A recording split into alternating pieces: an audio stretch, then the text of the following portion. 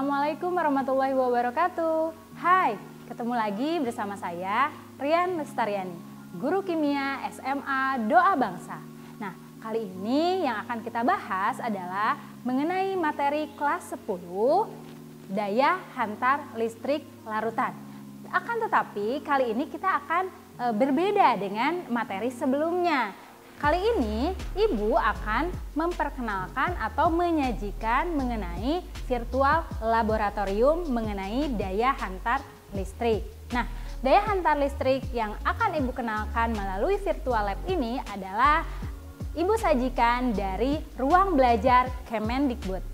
Nah, untuk tahu lebih jelasnya, yuk kita simak video berikut. Virtual laboratorium yang Ibu sajikan ini adalah dari portal Rumah Belajar. Jadi kalian di rumah pun bisa mengakses. Itu cukup buka Chrome atau yang lainnya, kemudian masukkan Rumah Belajar Kemendikbud seperti ada tampilan di sini ya. Nah, nanti ini ada tulisan portal Rumah Belajar. Ya, kita klik. Di portal Rumah Belajar ini banyak sekali aplikasi yang bisa kita gunakan ya. Di sini disajikan ada seperti di fitur utamanya seperti ini ya. Ada kelas maya, sumber belajar, kemudian bank soal. Nah, ini dia laboratorium maya. Ya, kita langsung saja klik coba sekarang. Daya hantar listrik larutan. Oke, ini sudah tertera ya, terlihat ya semuanya. Kita langsung saja klik daya hantar listrik larutan. Jadi dalam virtual lab ini Ibu akan menyajikan praktikum maya ya. Di sini ada nanti disajikan beberapa larutan yang ada yang sifatnya larutan elektrolit. Kemudian ada juga non elektrolit. Nah, elektrolit ini kan juga berdasarkan daya hantar listriknya ada dua ya, ada elektrolit kuat dan elektrolit lemah. Kita langsung masuk saja ya. Yuk lakukan percobaan sekarang. Nah, sudah terlihat ya tampilannya ya. Gimana? Menarik gak? Ya, menarik ya. Maksudnya dimulai dari gambarnya saja sudah menarik. Kemudian kita nanti akan coba-coba nih. Di sini ada daya hantar listrik larutan, kemudian ada jenis larutan. Nah, di sini kita bisa pilih banyak sekali di sini yang sudah disajikan. Ada dari mulai air murni, garam, glukosa, asam klorida, asam hipoklorat, asam asetat, natrium hidroksida, ada lagi asam karbonat, kalium klorida, urea, kalium iodida, asam sulfida, larutan etanol, asam nitrat, kemudian yang terakhir ada amonium hidroksida. Nah, semoga kalian sudah bisa membedakan nih di antara semua larutan, jenis larutan yang ada di sini ya. Nah, kita akan membuktikan nanti apakah masing-masing ini merupakan elektrolit lemah atau kuat atau bahkan non elektrolit ya. Di materi sebelumnya sudah dijelaskan.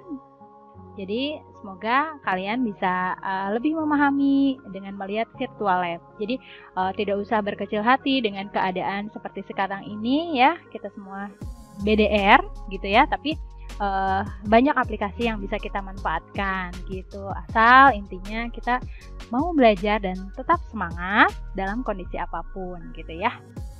Oke. Baik, kita langsung saja. Di sini disediakan, ini terlihat tidak? Ini ada seperti beker gelas gitu ya. Kemudian ini ada baterai, ini ada lampu. Jadi nanti si lampu ini sebagai indikator ketika dia misalnya menyalanya terang ya. Ini ada elektrode nih. Ketika nyala terang, oh berarti larutan yang kita uji adalah bersifat elektrolit kuat. Udah lampunya terang, terus ada gelembung. Kita kasih contoh satu saja ya. Nah, di sini salah satunya misalnya yang kita sudah ketahui itu adalah ada asam klorida. Nah, kita cek ya. Kita cek bareng-bareng nih. Asam klorida rumus kimianya adalah HCl. Kita nyalakan saklarnya. Nyala atau enggak ya? Yeay, ternyata lampunya menyala terang. Kemudian ada gelembung gas. Ya. Nah, ini menandakan bahwa asam klorida itu adalah elektrolit kuat, gitu ya. Nah, dalam hal ini asam klorida ini adalah asam klorida yang telah dilarutkan ke dalam air. Nah, selanjutnya garam. Nah, garam di sini adalah garam natrium klorida atau garam dapur, ya, garam dapur yang biasa kita konsumsi. Kita klik saklar. Wah, ternyata lampunya menyala terang, ya. Kemudian banyak gelembung gas. Oke, jadi kesimpulannya adalah natrium klorida juga merupakan larutan elektrolit kuat. Selanjutnya ada asam asetat. Nah, bagaimana dengan asam asetat? Asam asetat, kita lihat ya, kita nyalakan saklarnya. Nah, ada gelembung, tapi tidak sebanyak tadi ya, tidak sebanyak asam klorida maupun garam dapur.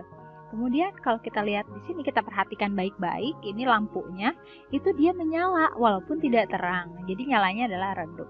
Maka dapat kita simpulkan bahwa asam asetat atau yang kita kenal dengan cuka itu merupakan elektrolit lemah. Oke, next. Ada natrium hidroksida. Nah, natrium hidroksida itu apa sih?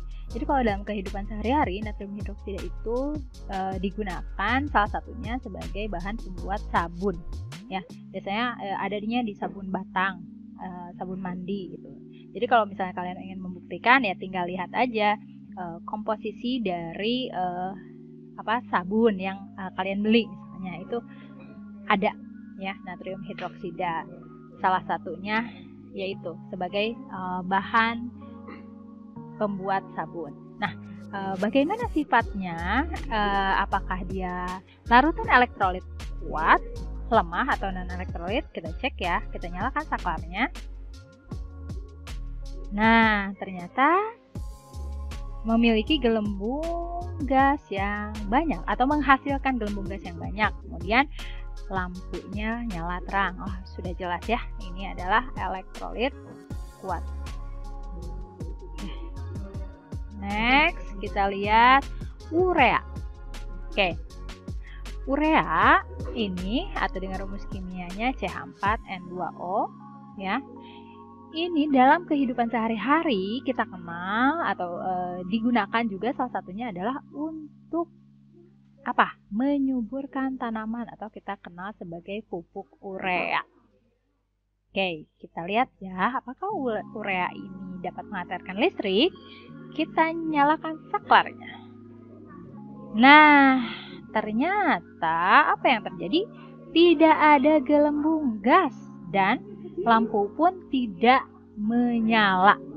Jadi dapat kita tarik kesimpulan bahwa urea ini adalah bersifat non-elektrolit.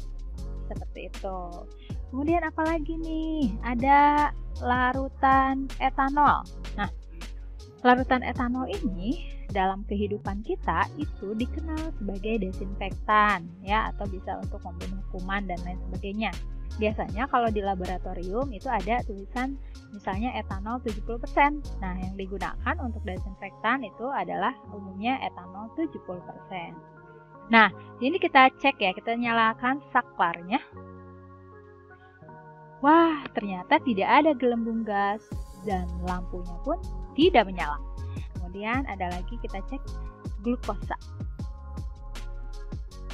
Wah, ternyata sama ya. Gitu. Nah, di sini banyak sekali larutan yang bisa kita uji ya. Kenapa Ibu perkenalkan ini agar kalian pun di rumah bisa mencoba sendiri. Jadi dengan membuka tadi ya, membuka Google, kemudian masuk ke Chrome atau lain sebagainya. Kemudian tinggal ketik rumah belajar, nanti masuk ke portal rumah belajar.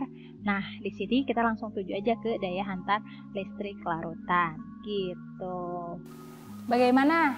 Sudah menyaksikan videonya? Ya, semoga kalian bisa mengambil banyak manfaat dari apa yang Ibu sajikan dan bisa memahami setiap materi yang disajikan. Oke, sampai jumpa di video berikutnya. Tetap semangat, tetap sehat. Sampai jumpa. Assalamualaikum.